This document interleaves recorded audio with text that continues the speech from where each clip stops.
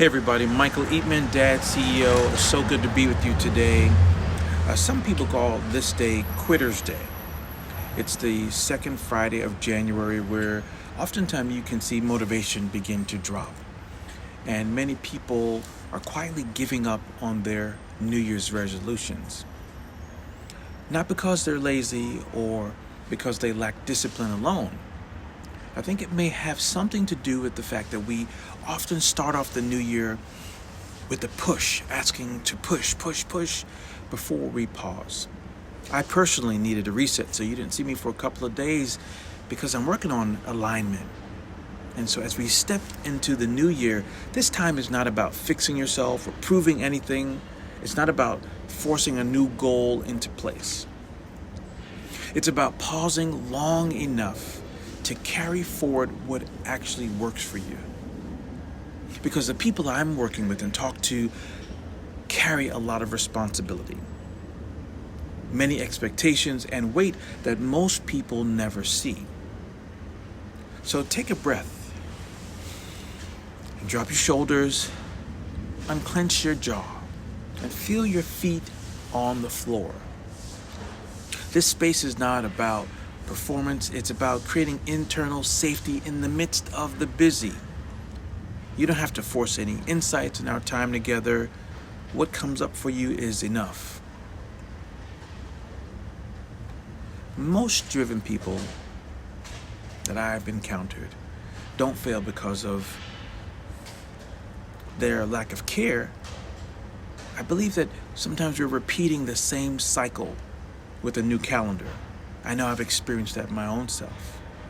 When resolutions collapse, the cost isn't just the goal. It impacts our identity and how we see ourselves. It can strain relationships and it can impact our nervous system. It can weaken how we think about making decisions. That's why every January, or oftentimes in January, you'll hear the same thing on the inside. I started strong and somehow I'm here again.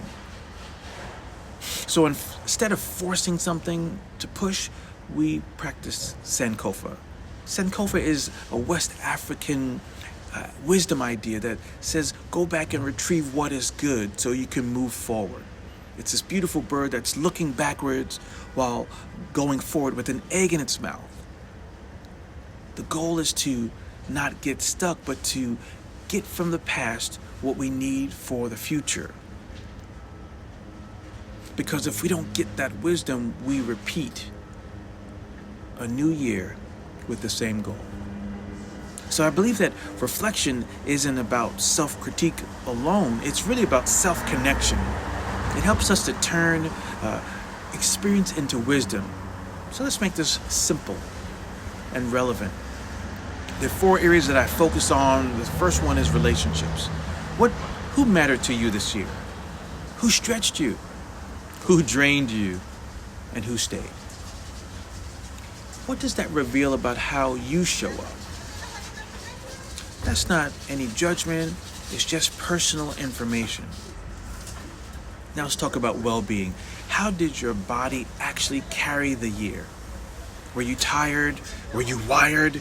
Did you hold a lot of tension? What helped you cope, but came at a high cost? That's not failure, it's adaptation. How about quality of life? Where did you feel meaningful?